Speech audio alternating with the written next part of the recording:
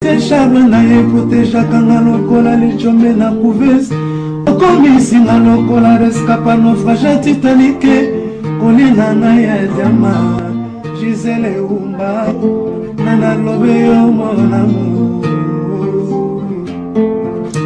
téléfortifia de mon corps en cas de rechute alingaka na bondelaka elokola bebe ya moi ekila monena pesaki ngangumi ya suwa ye te o paske nzoto na ye petepete lokola na malemba kolina na ya diama Gisele Umba kolina na ya diama Gisele Umba kolina na ya diama Gisele Umba nana lobe yo mon amour. Bonjour et bienvenue sur Diamant Noir TV Balandinio, surtout de partout, États-Unis, Congo, Bas Congo, Mboka Mobimba, Mokili Mobimba, Australie, puis Boza Kolanda, Biso. Na circonstance où Tokutani Nangona Bino, les alliés à Matanga. Donc, tant Bozo Mona Diamant Noir Liboso, il y a Corbillard et la Kisi que Toye et Sika au corps, il y a papa, ils ont la carte, Bazo Kitisango. Tout le monde a des ezokota na kati toujours avec une image vous a toujours branché parce que tu as vu que Covid des ali donc les ali cérémonie moko ezo sala mapenza na kati ya mai botala ka bato bazali toza penza ebelete bozala toujours branché na Diamant Noir TV pour bolanda parce que les ali cérémonie moko très spécial bolanda biso et d'une image balolé la biso pena caméra ba mona bande konyo soto à tout à l'heure.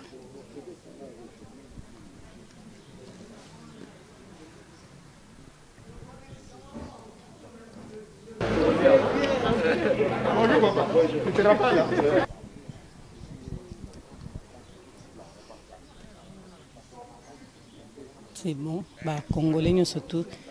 Oh bazar.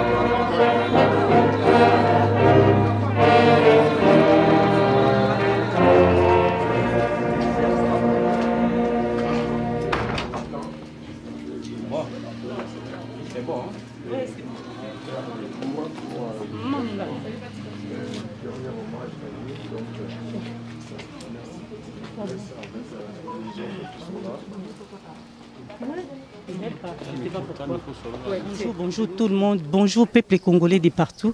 Voilà, tozali wana na cérémonie. Il y a action de grâce pour na papa na biso Noringwanda au biso stoyebi. Mais na kati moi to côté zate pour na intimité. Ah, bozo kangate. Voilà, c'est bon. Pour na intimité, ezali na ndenge ya mabete ba congolais boza na Kinshasa, eza kaka pona COVID-19 et sengeli ke batu. Bazamuki. Kasi tozana bande kono surtout libanda.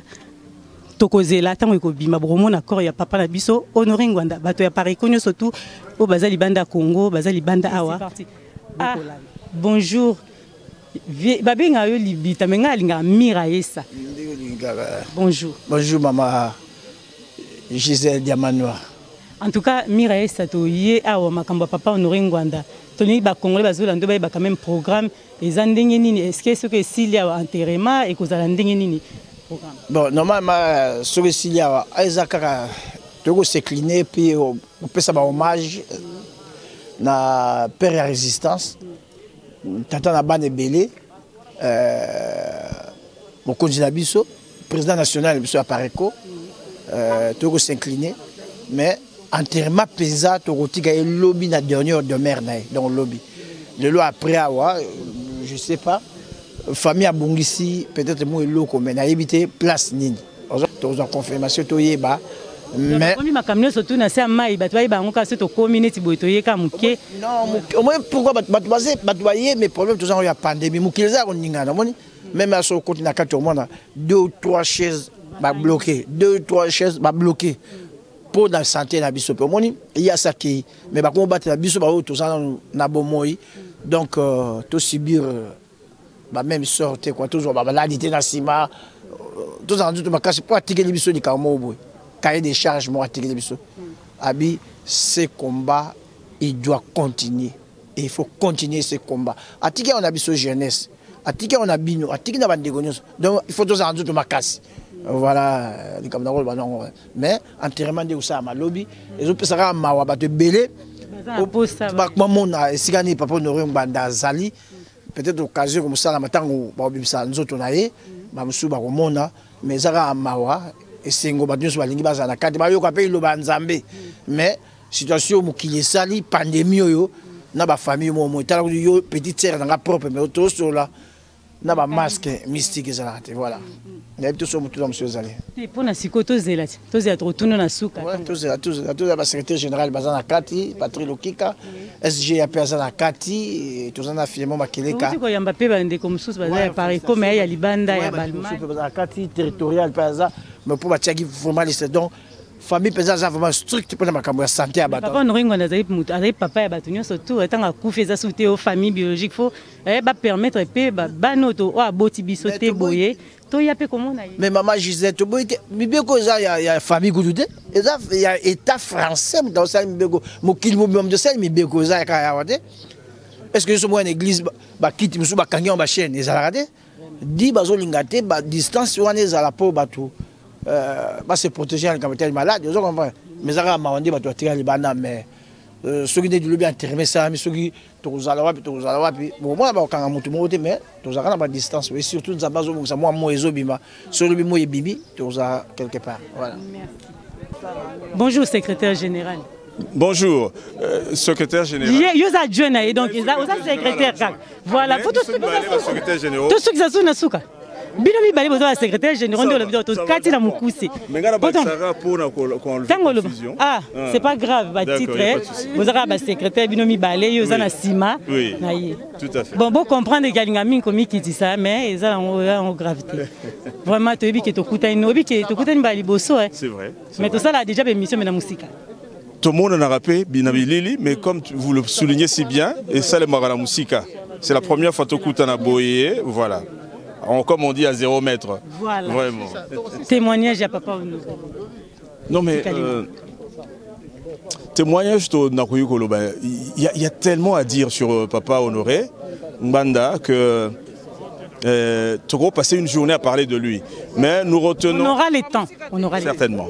Mais eloko nakoyi kolobana mukuse, c'est que Aza papa Oyo a inspiré biso mingi en fait na makambo oyo ya combat pour na kobundi la mboka. Kokende na ye esali que et sonné biso etiki biso lokola na moi vide, totika lokola bitike. Mais en même temps, tozali na soulagement que tango azalaki na bomoi azalaki côté ya biso. Donc totikali na ndambu na ye. Et au kokanate c'est vrai pour azaki munene mingi. Mais na biso moni tozali belawa moko na biso asu mo ndambu na ye. Alors bandambu wana nyoso to sa yo sala to tiango ensemble pour to continuer bitumba na ye. Bato ba libanda ya biso oba musika maloba moko. Bitumba eza continuer bandeko, la lutte pour na kosikola mboka eza continuer. Bandeko balembate. Bandeko ba continuer bitumba otoke na ntina suka po Congo elonga. Eloko na koye kolobaga yango wana. Merci pour na lelo. Non maman pas si na motema. Pas si na motema Honoré Ngwanda zaki pour na biso un chef. Mais si les Congolais qui est secrétaire général pardonne à Katio Maloba pour comprendre parce que là tout le bac moins bon. Oui, comme on a Patrick Lukika, secrétaire général de Pareco, na outi Birmingham en Angleterre. Donc Nazaï Kolobak Honoré Ngwanda pour Nabiso Azali exemple et abnégation. C'était notre chef, c'était notre leader et c'était notre GPS.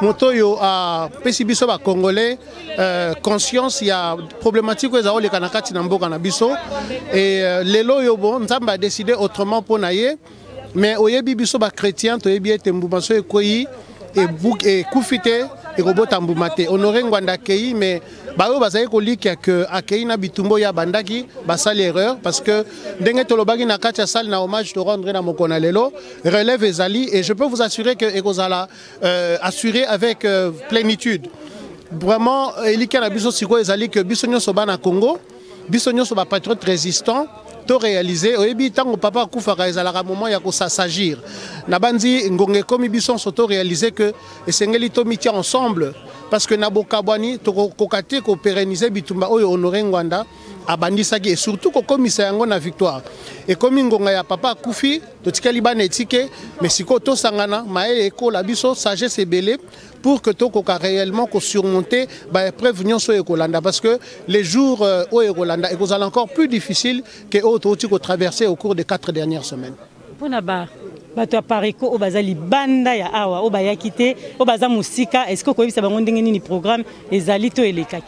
Voilà déjà bandeko nyonso ya Pareco bazali libanda na yebi ke bazali de tout cœur na biso biso toyaki pour nous représenter bango oyebi ce que zalaki likambi ya Covid-19 oté je suis sûr avenue yo elingaki zanga esika mituke telema malheureusement l'église aussi zaki na ba restriction ce qui fait que moni bande kominga batikala libanda donc mais nous sommes venus pour nous représenter bana nyonso ya Pareco. Je pense que c'était ça le sens profond je voulais ouais Odombo bonjour. Ouais bonjour. Oui voilà tout le monde na makamba papa honoré témoignage moko koyib sa Congo. Bon, ngai personnellement étant qu'engwandiste, bon, j'ai tofandi na ye na kati ya Itumbao pendant 15 ans. Na idéologie yaki komemela biso, azamuto na bande kosola na mingi par rapport ya bandeko. À part bandeko Pareco, ngam nazaki libanda ya Pareco, azamuto to bande kosola na mingi, apporter mingi conseil, makambo belé, lelo azali société atiki biso. Je pense que Tumbawana idéologie wana etikali na kati na biso apporter quelque qu'on a pour na été apporter quelque pour na tout congolais biso bato to souhaiter ngo avant to yebinde nini to continuer na Tumba oyo même pendant absence d'ailleurs to kobunda kaka parce que eza pour l'intérieur mboka la biso ba résistant ba été bon je pense que na situation sanitaire to zanango na programme to zaki nango adresse ya awa batu mingi pena ba été parce que adresse zaki pena et pesa maki pena tem excuse-moi de to saliango mais je pense que même na musika batu ba continuer toujours kolela papa la biso. Voilà Yomoko bonjour. Oui. Bonjour Bandeko, vous devriez comprendre que Covid-19 oblige. Tout le monde ne peut pas accéder à l'église. Alors les places sont tellement limitées. Alors voilà, nous sommes dans l'obligation de patienter ici dehors parce que les places à l'intérieur de l'église sont limitées. Voilà pourquoi biso tozali awa na libanda ya église. Tozali autorisé ya kozela parce que ce qui est sili que ça les hommage à Dieu. Merci beaucoup Bandeko. On a passé parole na Bandeko mingi parce que tozali. Merci. Oui. Représentant à Pareco Paris. Bonjour Naïm. Bonjour Diamant Noir. Comment vous allez, ça va? Comme tu vois, hein, un peu attristé, non seulement par le départ de Papa Honoré Ngbanda, et aussi par... je peux tenir, d'accord. Et aussi, dans les conditions, les choses se passent avec vraiment un sentiment de je sais pas, j'ai pas les mots pour le dire, mais j'ose croire que il y a des ratés au niveau de l'organisation. Je sais qu'il y a une intimité familiale à préserver, mais n'empêche que nous, étant organisateurs ici de la Pareco, on a accompagné Papa. Papa a été combattu, a été vilipendé partout. On a cru en lui, on a toujours été à côté de lui, on a véhiculé son message. Aujourd'hui, ça porte ses fruits. On voit beaucoup de gens maintenant commencer à reconnaître son travail, mais quand il était vilipendé, quand il a été craché de partout, c'était nos visages qui étaient devant, c'était nous. Et aujourd'hui, la famille ferme la porte. La famille, moi, je suis responsable urbain de la Pareco ici en Ile-de-France. J'aurais dû ne fût-ce qu'être assis dans une place et pouvoir aussi participer à ce recueillement. Donc, je ne vais pas les en vouloir. Je comprends que c'est une perte aussi pour tout le monde, d'autant plus qu'ils ont donné, leur père a donné sa vie pour ce combat collectif qui s'appelle la libération du Congo. Mais bon, je respecte, mais bon, c'est dommage, c'est dommage. Voilà. Ok. Oui, il est déjà parti, mais on aurait pu organiser les choses conjointement avec la famille. Ok, voilà. Donc, à lutte à continuer à victoire et certes. Voilà. Une petite question. Est-ce que vous avez eu le temps de parler avec la famille biologique? Alors, moi, la famille biologique, je les connais avant de venir à la Pareco. Donc, le dialogue est établi, il n'y a pas de souci. Le problème, c'est que c'est la décision familiale, je ne puis pas peser dessus. Hein, ils se sont concertés, ils ont trouvé bon de faire ça ainsi. Mais n'empêche qu'ils ont toujours été en dehors, papa les avait mis de côté, en dehors de du microcosme politique congolais. Et je ne souhaiterais pas que les questionnements que les Congolais n'ont pas, ça puisse retomber sur eux parce qu'ils ne sauront pas comment se justifier. Papa Honoré Ngbanda était une valeur nationale et ça va être très difficile à eux de pouvoir expliquer le pourquoi et le comment de cette intimité qui est trop sélective. C'est peut-être par rapport, voilà, c'est ça. Mais bon, voilà. D'accord, c'est pas grave. De toutes les façons, on va voir le corps tout à l'heure, ça va sortir. Oui. Voilà, je comprends, mais bon. Voilà. On va prendre quelques secondes. Voilà, merci beaucoup en tout cas. Voilà, tout à l'heure. Ouais, bonjour. Bonjour maman, maman Diamant Noir. Hein? Bon, merci. Voilà, on y va. Bon, biso tozali awa nazali moko ya cadre à Pareco, hein, à Pareco. Donc tozali awa pana ko secrétaire général. Nazali secrétaire national adjoint. Donc un des hauts cadres de la Pareco. Donc toyende pana kotika papa na biso ko honorer papa na biso président national na biso oya tiki biso il y a de cela un mois. Donc biso na Pareco tozali na kimia, hein, problème ezalité. Papa kei mais biso tozali to continuer tumba oyo ya bandaki. Abandaki nango tozalaki na ye longo ya kei mais atiki biso. Donc combat ils ont continué et tina libération en mboka. Donc tu perds d'espoir, le moko échangé, donc tu continuer le combat oye à Bandaki. Pour honorer mémoire, tu continuer le combat na tina suka. Donc tu zali na ilikia. Merci Mingi. Bon, moi je suis Willy Kabankoum, je suis représentant territorial de la Pareco Allemagne, voilà. Oui, toye awa na cadre ya ko respecter l'engagement na biso. To s'engager qui to accompagner papa na lutte oyo et puis pour honorer l'engagement na biso lokola tiki biso to accompagner to rendre dernier hommage oyo aza ko mériter, voilà. Donc na kombo à Pareco Allemagne naza ko présenter ba condoléances na famille biologique nyonso et puis na famille à Pareco Mobimba. Moyen à même tout le monde a quitté, donc moi 2-3 personnes pour représenter. Déjà pour la Covid, donc c'est. Voilà, donc ndeka mokonja ucholoba.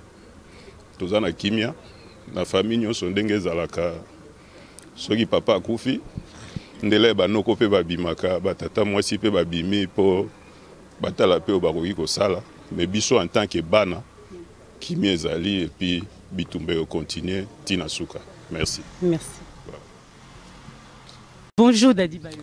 Bonjour Maman Diamant Noir. En tout cas, papa, to moni na circonstance to kutani nango ya papa Honoré Ngwanda. Ba Congolais bazolanda yo lelo sentiment ni noza nango ya pasi comme papa. En tout cas, merci beaucoup pour la parole. Ezali mbala libosona loba depuis papa Tika Kibiso le 21 mars. C'est une grande tristesse namité manabiso ko zanga papa nabiso en plein bataille, en plein bitumba. Papa Honoré Ngwanda azalaki oyo atalisi biso nzela ya résistance. C'est lui qui nous a formés, qui nous a donné le goût de s'engager dans cette lutte pour la souveraineté de notre pays, pour la libération totale de notre pays. Lelo to se rendre compte que mboka na biso Congo ezali na bato yo bakoki kobundela Congo na kati ya honnêteté, vraiment na incorruptibilité.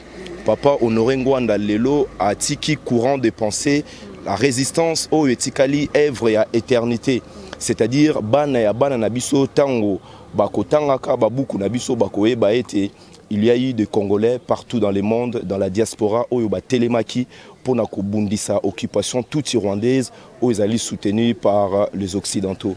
Voilà le grand témoignage au Tokoki Koloba pour na papa na biso Honoré Ngwanda asali makambo ebele.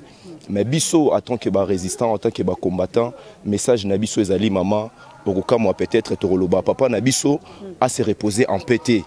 Toko senga été molimo ya papa Honoré Ngwanda et là tabiso pour na été le printemps congolais véritablement le kola yemo kwa bandai koloba et salema pour na soulèvement populaire pour na été tosi kolambo kanabiso papa Honoré Ngwanda et sikayo kei kopé mananu na kimiate continuer tumbana bana nao molimo nao et là tabiso jusqu'à ce que nous allons libérer notre pays et c'est alors que tokokende kokunda papa nabiso avec les honneurs oyo azali ko mérité et tous les martyrs oyo babundi nabiso pour la libération en mboka nabiso Congo oyo ezali na kati occupation. Merci beaucoup. Merci. Voilà, bonjour. Bonjour, ngana outi Strasbourg, batu association l'IPDC à combattant. Donc là, tout ça idéologie moko na Pareco yango toye pona papa Ngwanda na ndenge ya atiki biso. Mais atiki biso mais idéologie na etikali pona combat parce que azaro bundela Congo, azaro mi bundela Pareco te toye moko, mais azaro bundela Congo. Voilà par Congolais de partout aux alliés na azalaki conseiller ya papa Honoré Ngwanda en matière ya économie depuis pendant 10 ans. kasi siko ya kokoma secrétaire national exécutif ya Apareco. Totuna ekaka, bonjour. Bonjour maman Diamant Noir. Ba Congolais bazolanda yo na matanga ya papa Honoro ko yebisa bango nyonso. Ah maman, toi na pasi makasi. Pasi vraiment mingi. Toye ko rendre ye hommage ya suka parce que zalinzela ya biso nyonso. Lokola ye a précédé biso, toza ko remercier ndeka kolo. Parce que biso pe tokoya na sima na ye. Mais loko yo tolingi toyebisa ba Congolais de partout, particulièrement ba oyo baza na kati ya mboka, que Papa Ngwanda azali un de ces Congolais oyo abundi pona mboka na ye. Abundaki déjà na régime il y a deuxième république, il y a maréchal Mobutu. Quel que soit ce que les gens ont dit, oh Ngwanda Terminator, oh Ngwanda Bomaki Bato, oh Ngwanda Salaki Boy. La démonstration a été faite par la conférence nationale souveraine. Oyo Elakisaki que Ngwanda n'a été convoqué na eloko mokote. Parce que la commission nyonso, particulièrement oyo ya assassinat, oyo Kasusula, azalaki président de la commission wana, étant d'une autre région, Kasusula za Muluba. Awari ko caché Ngwanda te et puis ko cité Tshisekedi. Parce que dans le rapport, il y a conférence nationale souveraine, particulièrement dans la commission, il y a assassinat wana na Utoloba, ba kombo ya batu nyonso eza répertorié. Batu nyonso yo ba komitaka ba crime na Congo, dont Tshisekedi. Ils allaient afficher Tshisekedi numéro 52. Mobutu. Tout le monde a été convoqué. Mais Ngwanda n'a pas été convoqué. Bayaki ko inventé histoire ya massacre de Lubumbashi. Tango balingi balongola Mobutu, ba Jana Bango, ba Colette Brackman, babandi kolo Bangwanda, ba Keyi Boye Baki, mais après, Mendazaki ko ça la propagande en Belgique, à l'époque il était étudiant. Yemoko Asalaga ba déclaration en Congo. Parce qu'on a vu que Zaki rideau de fumée. Oh, c'était 60 étudiants. Oh, c'était un étudiant. Ngwanda n'a jamais tué personne. Oh, massacre, y a ba chrétien.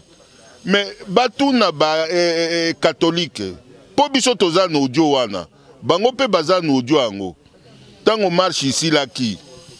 Bayaki basale réunion. Ngunza aza kutuna bango. Aza ko féliciter bango ndenge basala ki musala ya bien. Est-ce que Ngwanda était là? Ba responsable ya massacre wana. Mandungu Mbulanyati, ba gouverneur ya ville de Kinshasa. Tout le monde est répertorié. Mais pendant nini bazako bomba Ngwanda, il était le plus supérieur. Celui bazako cité président de la République, batika Ngwanda. Donc bololé. Yango wana papa wana tango régime ekwei aboyi kozonga na mboka. Alobi na boyi kozonga na mboka parce que mboka na biso eza agressé. Ba militaire étranger ba kotaki na kati ya mboka na biso. Après agression ba infiltré ba institution na biso et puis ba occuper Congo. Tali tumba na ye. Occupation ya mboka. Na kati occupation wana asali démonstration ya kolakisa ba Congolais ndenge ba entreprise na biso ezali occupé par les Rwandais baza ko piller yango a commis ba livre oyo ba démentir ata eloko moko te. Donc ba Congolais ba ye bakaka eloko moko après liwa ya Papa Ngwanda la lutte continue et ba résistant nyonso autour ya Apareco toko libérer mboka wana. C'est l'essentiel. Tobo saneloko wana te. Voilà maman oyo na okaki koyebisa ba Congolais na moment oyo tozali. Son cœur est tranquille. Il s'appuie sur ses positions. Il n'a point de crainte. Et je crois, mon chéri,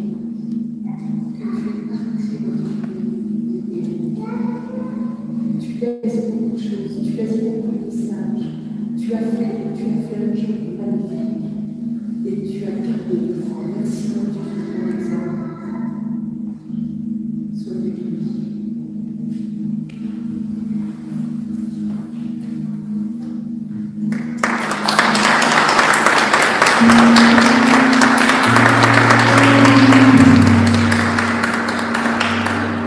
Merci beaucoup.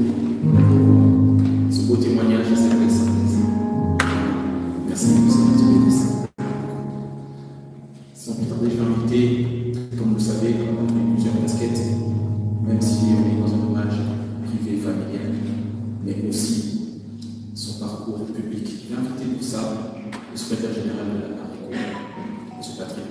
Est-ce qu'on peut encourager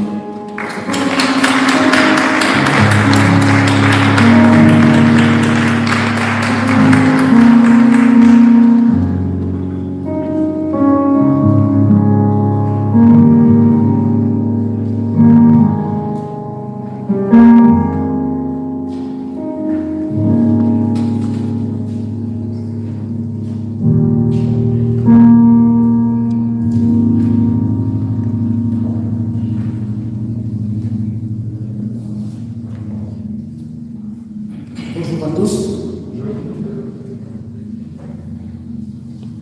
Vous savez, nous autres résistants, nous avons notre façon, parce que le jour de Rwanda, c'était un soldat, et c'est notre chef.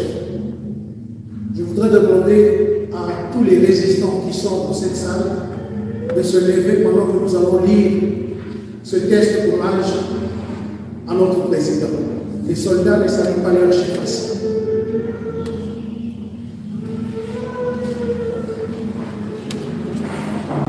Merci. Cher président national de la PARECO, cher président honoré Ngwanda Samoko Atouma, vous laissez la RDC orpheline. Une page de l'histoire du Congo venait de se tourner depuis le 21 mars 2021. Et l'âme des Congolais, et particulièrement des résistants, coulent et continueront à couler. Mais ils finissent par avoir un léger sourire, un léger espoir quand ils s'arrêtent de pleurer. En effet, vous nous avez prouvé durant des décennies votre cohérence et constance, car c'est depuis 1996, à la suite de l'invasion du Zaïre par le Rwanda, le Burundi et l'Ouganda, que vous avez posé le vrai diagnostic en désignant les agresseurs de notre pays. Votre persévérance, votre amour pour votre pays, votre combat pour la libération de notre pays nous ont servi et nous serviront encore de conduite à tenir. Vous avez payé au prix suprême de votre vie, sacrifiant votre famille, refusant de trahir votre patrie, et ce, jusqu'au bout. Nous promettons donc de devoir lutter, et nous lutterons. Toujours, sans renoncer, car notre cause est juste. Vous avez toujours clamé, tout haut, que seule la mort arrêtera votre combat pour votre patrie, ce qui a été le cas. Vous êtes tombé comme un vrai guerrier au front, arme à la main. Voilà pourquoi, aujourd'hui, nous faisons nôtre votre détermination pour achever ce combat que sous votre leadership, nous nous sommes engagés à mener pour la cause de la patrie. Merci.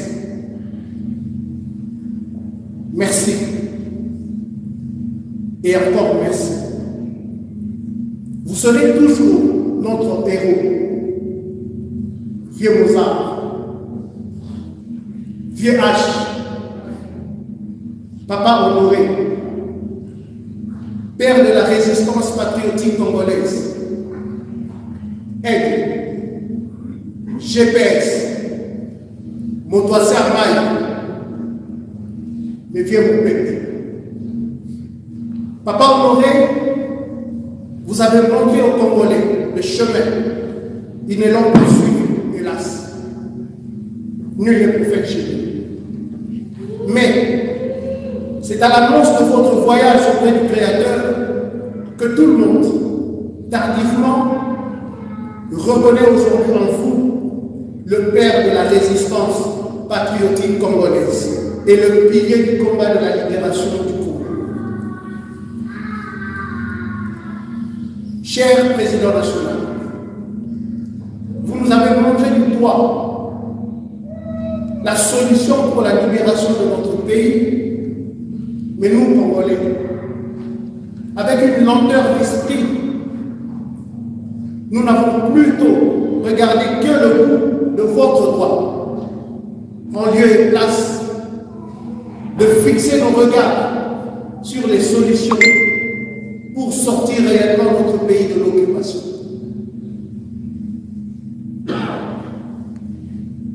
Vous laissez au milieu d'un monde, vous nous laissez au milieu d'un monde de compromission, de basse affaires et des intérêts mesquins entre nous. Qui donc pourra reprendre le flambeau? Avons-nous un Dalai Lama, un nouveau Martin Luther King? Existe-t-il encore ce type de leader à votre grandeur?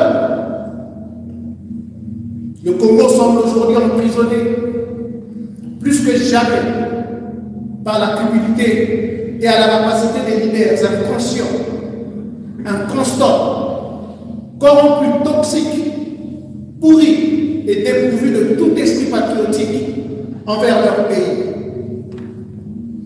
Néanmoins, nous croyons à une relève solide grâce à la formation que vous nous avez gracieusement et gratuitement dispensée depuis 2001 à travers vos écrits, vos messages audio et vidéos. Oui, nous croyons à cette relève car vous l'avez été vous-même à la suite de Patrice Emery Lumumba et de tous les martyrs de l'indépendance de notre pays.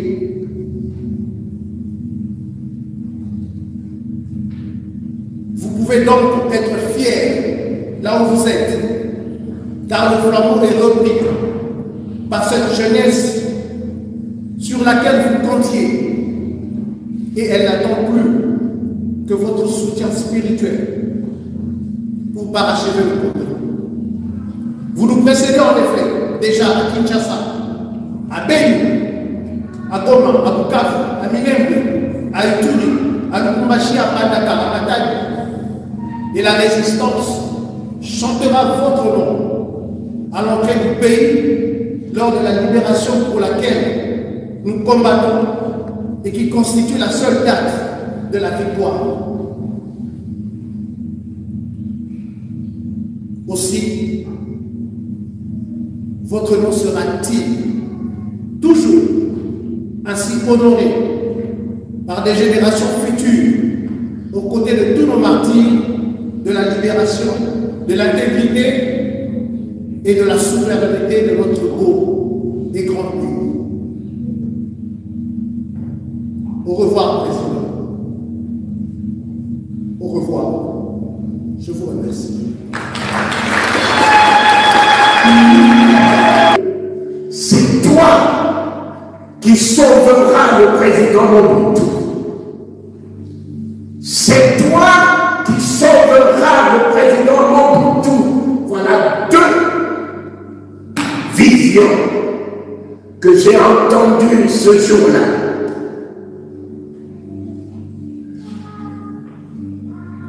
Effectivement, lorsqu'il est reparti, il n'a même pas fait un mois, 2 mois en Israël. il était rapidement reparti pour reprendre le ANDG.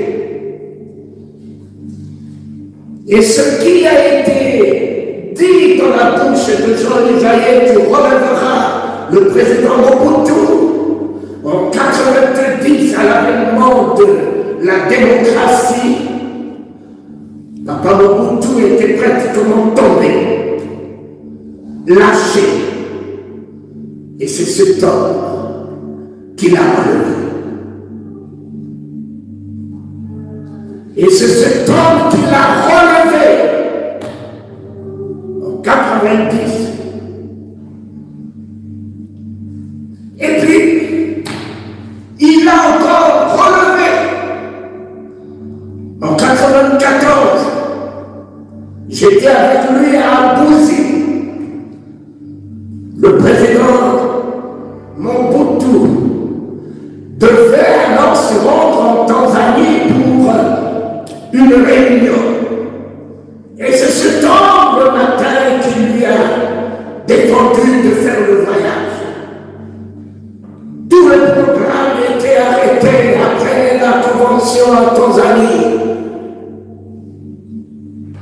Le président Mobutu prendra Biarimana dans son avion et le jeune de Burundi la direction de Kigali et puis ensuite Bujumbura et il repart. Je l'ai béni au nom de Jésus. Amen. Amen. Amen. Amen. Amen.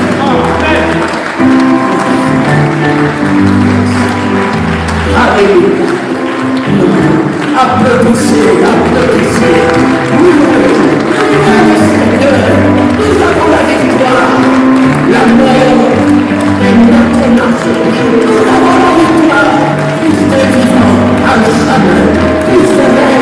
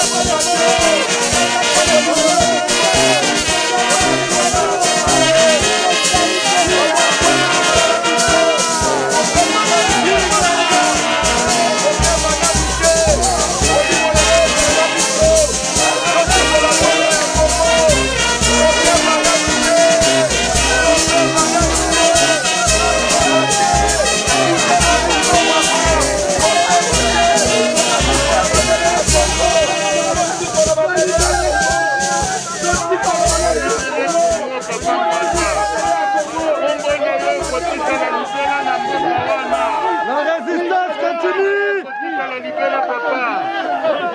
Papa Congo na yo kotika la libela na Congo. Congo na yo kokolibere yango. Okufi mpo na Congo otiki bana ebele tokolibere mboka wana.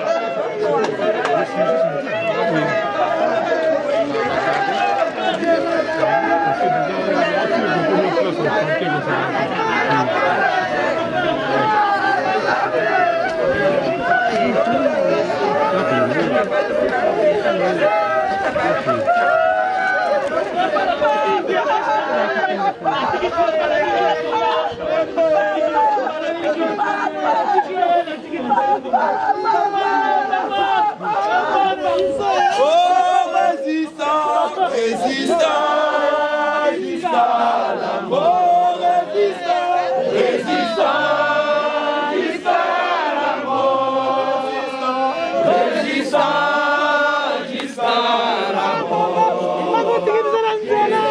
résistant, jusqu'à la mort, résistant, résistant.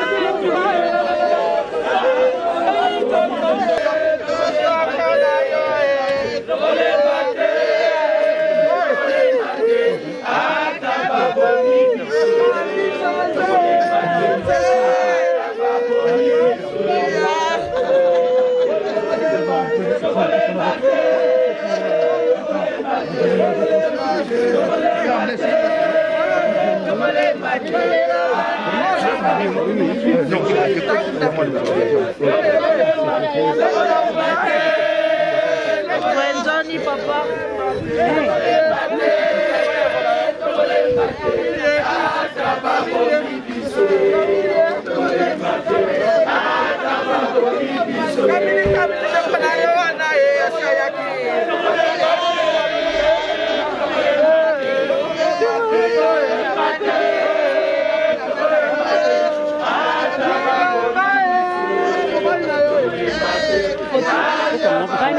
Voilà.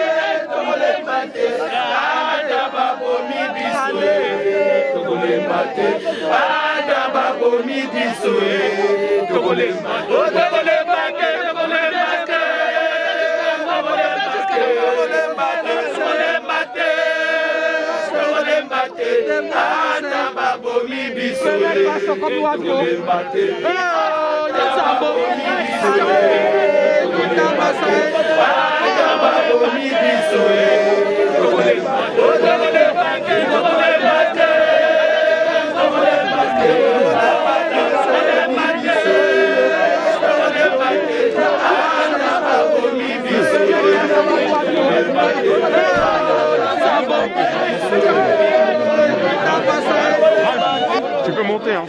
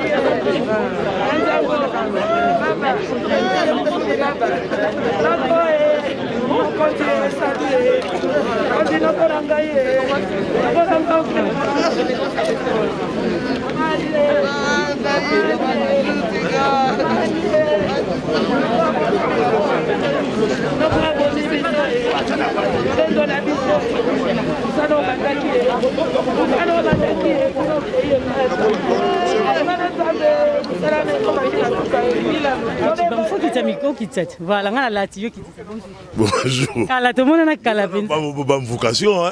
Karabino nyo so tuna bisi bino na. Même devant l'église. Mais ça na bongo. Oui, to mais ça na maman na biso, ben voilà, toye lelo. To komi penda moment corridor kende. Le temps que to garé mboka na bino boyebi il y a ko garé ba feu tout ça et ça laisse que to komi na moi retard.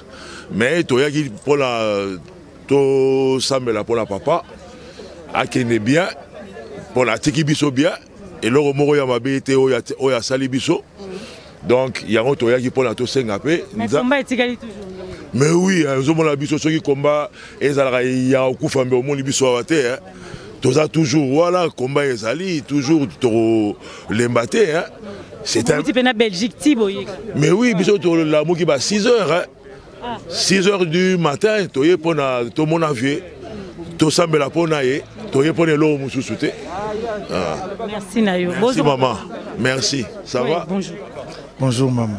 Vraiment, c'est un moment même dans les circonstances, tu coutais une angoisse pas si mais témoignage à Mouki à papa Honoré Ngwanda. Bon. En tout cas, maman Diamant. Et c'est mon accord donc la résistance yo mona si omoni na lipeka soko mona ba radio za ko belela commandant Scorpion ceinture vie H ye ngana uti bundes donc père wana ngana benga bana ko benga e père spirituel ya résistance pour omoni tamba lo baja commandant Scorpion ceinture vie H donc omoni ceinture siko ba benga yo ndengwana donc asali trop mawa mingi ko perdre papa ya boye mukola lelo ngai na komona ba lalti papa eze sengo vraiment ya na pasi esengo po toteyami pasi po atiki biso tout nyo na mukuse likamwa makasi otikali nango so na bika liloba moko papa honore banda loba yo tikali nango po yo zaki ceinture na yi moko kaka na nyoso le moni moko ebisa la libération bolinga te bokotelema omoni biloko wana batelemiti tokokoma. Merci. Merci. Bonjour papa. Bonjour maman Gisèle. En tout cas tokutani na yo na pasi mingi ya papa honore zamba liboso to mona na boye ba congolais surtout bazolanda yo oyebisa bango maloba moko na pasi yo zana. Ben oyebi biso ba misusu tozolala tozolamuka tokanisa Congo. Biso toza ba jeune hier azalaki une expérience politique. Asala na ba service à renseignement, Asala azaki grand commis de l'État, a une expérience au biso tozaki nangote. Et azaki na carnet d'adresse au biso tozaki nangote. D'où tozaki na besoin na yepo azalaki loko la bouclier, azalaki loko la éclaireur et azalaki pe loko la espoir. Bien que ce bossa na quatre équipes, chacun doit faire sa part. Biso to ko sala part na biso ya ko sala yaye, mais c'était très rassurant ko yeba kazali wana. Oyo to subir c'est un grand choc. C'est un grand choc, mais heureusement que tu es psychologiquement préparé, nul n'est éternel et ne balobaka. Moutou Tazali indispensable, c'est-à-dire Moutou Tazali remplaçable. Bien que Moutou Moutaza na spécificité, na yaza na rôle naye, Nzamba sala que quoi qu'il arrive, beaucoup qui toujours qu'on remplace Moutou. Donc tout ça qui préparé psychologiquement, que quoi qui koya. Mais tant que je vous jure, c'est dur et c'est choquant. Bon, koyo kango, ça c'est autre chose, mais ce que mon penda cercueil bolobi a. Il y a solo vieux accueilli, mais vieux accueilli, bah livre sali. Donc on continue. Ko yiba mayele na ye na kati ya ba livre oyo atikeli biso et puis mosale ko salama donc biso to site telemaki de toutes les façons alobaki dit aux jeunes de ne pas abandonner les combats et de son vivant ayebisa kingai alobi leki na ngai ozali makasi na analyse ya ba source ouverte vraiment soki baleki ya boye tozalaka ebele awa na diaspora nde tosikola mboka oyo wana ye moko ayebisa ngai yango na téléphone et Moussa le Kosalam. Vous avez dit papa voilà et bisaki mais si ko batune so ya pareko lelo ba Rolando na mokili mobimba. Est-ce que ce que zaki na lika moko ko yebisa bango o batika la nango ya papa Honoré Ngwanda ko yebisa. Ko yebisa bango que na vision ya papa Honoré Ngwanda c'était d'abord le Congo.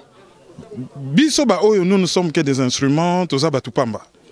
Et soki to tche Congo liboso to kolonga nyonso. To tika guerre baigo tozali biso nyonso batu na kati ya armée tozalaka na ba commando tozalaka na ba fantassin tozalaka na batu ba marine tozalaka na batu ya force aérienne. Pourquoi? Parce que mutu na mutaza na rôle na ye mutu na muta continue ko jouer rôle na ye pour objectif final ezali kitata terrain soki to récupérer Congo lobi na Congo mutu nyonso akoma politicien te mais so ekomi na mboka na biso Bamisu ba la politique, bamisu ba ko investir, bamisu ba ko l'agriculture, mais pourvu que tous en a jardin nabiso paradis nabiso to ko vivre en paix, to ko s'épanouir. Donc Batia Pareko, la meilleure des choses à faire c'est d'honorer la mémoire du vieux. Ba humilier mémoire na yete, bon mona ki bana na église. Babo sana ki ko préciser que moi na mususu c'est la Pareko. Il ne faut pas humilier moi na wana, so ba humilier moi na neza ko ba violer et osala soni makasi. En tout cas, toyoki bangonyo so baoyo kango bandeko ya pareko siko ba congolais nyo surtout na mokuse po to suki zapo to monike mamboza pe belia osala pona yo. Pona ba congolais nyo so boye ba que biso to bundelaka mabele. Ba congolais mingi ba chrétien mais même ndamba za ba musulman so tangi bible ezaka histoire ya la terre promise. Même le paradis ezali ndaku esiko bokofani na symbole ya la terre. Donc o to bundelaka ezali mabele. Après biso ba divergence na biso bata gauche bata droite bangala boye à part ba collabo na ba corrompu tozali biso nyonso ba congolais na famille moko bana mibale ba kozala ba swani ba yokanité toza en famille tokotikala kaka famille. Le Congo doit primer to linga Congo to libérer mboka wana to développer yango wana en tout cas message on a ko lancer ba congolais nyonso mais to linga na surtout. Merci de tikali na to linga na surtout. Voilà, merci. Oh, Maman Jetou, bonjour. Bonjour maman Gisèle Oumba. Malgré donc pour papa ngwana ndé tokutani. Vraiment ngana sepeli ko mona parce que ça tout ça là moi problème mais le quoi tout ça moi musika moi programme ngo za moi mon boulot mais lelo tout ça que tokutana pona makamba papa ngwanda vraiment na sepeli mingi diamant noir merci. Ya mbio na diamant noir na sengo mingi penza. Ngape na sepeli ko sola na yo. Vraiment. Siko ba congolais bazolanda yo lelo bobungisi ya munene papa Honoré Ngwanda. Oyo peuple congolais soto bandai ko linga. Okoyi ko za na témoignage nini pona papa. Vraiment bande konanga ya liboso na pesi bino lo sako mingi parce que lelo zaki mukolo monene eza to ba mukolo monene po eza mukolo to kabwani to pesa ni voir na papa na biso mais po na témoignage po na papa na biso na oloba mingi surtout ngai vraiment na za témoignage monene na papa parce que moni komba oyo mutu na mutu aya na ndenge na ye ngai so na côté komba o na loba ke po na côté ki classe ya tata oyo nazoki te ko yoka ye kolanda ba video na ye kolanda ko yoka ye mama kamna zai koloba yango sara ke na telema na kota komba oyo mais ndenge baloba ke akufite azana biso parce que biso to tikali to za ba petit ngwanda parce que asali musale belé pa na biso esengo nanga na yebi ke na kota ki classe akembisinga mutu parce que loko ya politique en tout cas na lotanga ota mukono mo te na vie na ngai donc to na bakishasa to yeba ki angote tu es baki ngote mais tu es na bamboka oto ko kuta nango ya on to sali yango donc tout na yo pona papa comment ozwe ki papa Honoré mais lelo za na CCDP ozali responsable ya ba maman mais na CCDP pourquoi pas ezaki na pareko bon moi était jamano songi vraiment na seki bon na c'est pas na question c'est vrai na bandengi na pareko tangu na zwaka likambo oyo na yambaka likambo oyo ya mate ya papa na bandaka na pareko mais eza na ngoka eloko mo parce que eza kana idéologie papa eza kana idéologie papa ça qui que na tozana mwa mboka muka muke eza vraiment ko tenir penza hein tozali ko vraiment ko soma makamuke na mwa retard yango na yeko pesa pe idée tokuta na ba président Odon to ko sala CCDP mais pesa na ngope papa pas sepela en tout cas to solo la na papa to solo la kana vraiment a sepela ki parce que ibo tele msa nyuso zaka pona ko sikola mboka touche même na Rome biso za ko ba koko ya pareko lelo siko ba congolais nyo surtout na yebi ke bo travers na mino bien bino surtout mais lelo to yeko lela papa Honoré lilobani ko yebisa bana ya Congo na mokili mobimba o nyonso ba ye awate ba moni ndenge lekite ko yebisa bango malobani en tout cas bana Congo na ko yebisa bino kaka ke papa kei makeite donc papa kei atiki biso to makasi parce que to kota ki classe ba tei biso et comme siko o ya te ki biso to zwango to salelango donc to la la tembo que za biso to lobi combattant jusqu'à la mort papa kei to ko na tra o ko ibatiki donc papa kei mais biso to ke na ngoti na suka bana Congo papa pese biso makasi to lingi bino mingi mukola lelo makamnyo ya papa eleki na kimia makamnyo so leki bien donc to tikala kana loko papa lo bangi na biso ke bolinga te boko telema même si azate lelo olinga te oko telema o telema za makila ya ngwanda parce que je suis vrai ngwandiste. Merci. Ah, olobi kitoko ba congolais. Merci na yo malobasuka ezai pe yango wana. Malobasuka yango wana en tout cas, c'est vrai que moté mezana mawame to sepeli. To sengi nzambe merci parce que loko nyoso et ça la magasin na volonté nzambe. So nzambe linga tika biso na mukolo malelo parce que nzambe pesa biso chance to vanda na eto lia na eto yoka ya te ya biso kota biso. Donc ce que comme biso ce ko ko osela. Merci na yo penza. Merci maman Diamant Noir. To so la mbalasima. Merci Nabino ba congolais de partout au bozala ki bolandi bomoni makamno surtout ndenge l'équipe programme ndenge salemi en tout cas bozala toujours branché na Diamant Noir TV to kopesa bino ka ba suite boyebi ke mosali tozala partout et sika wapi o bino ba congolais bolingi tozala toujours wana ezala ki na sima ya caméra et dit nos images Panza Sangwa Congo, en tout cas, merci na yopo, ozalaka toujours wana po musala et qui indépendant liboso. Merci na ba Congolais so bolandi biso. À très bientôt et je vous dis bye. Batune surtout bangoyo ba komo kende. Bye. Shaba ye proteja kanga lokola lichombe na couveuse. Okomi singa lokola rescapa naufrage titanique. Kolina na ya diama. Gisèle Oumba. Nana lobe yo mon amour. Télé fortifié de mon corps en cas de rechute. Alina kana bonela kailo kola bébé et moi. Et qu'il a monena pesa kinga ngumia suaye teo. Parce que nzoto na ye pete lo kola na malemba. Kolina na ya diama.